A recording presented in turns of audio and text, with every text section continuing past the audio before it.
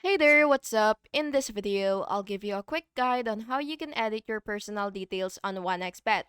Keeping your information accurate is important for verification, withdrawals, and account security. So once you've logged into your account, you will see this profile icon right here. What you will have to do is simply just click that, and then you will look for personal profile, which is right here.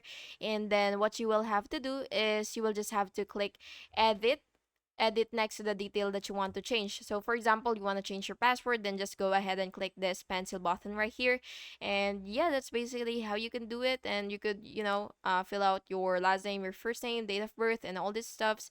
So yeah, and then once you're done with every detail that you've edited, what you will just have to do is click save. And yeah, that's basically just it. I hope you found this video helpful. And if you did, please make sure to like and subscribe for more videos like this. Thank you and have an awesome day.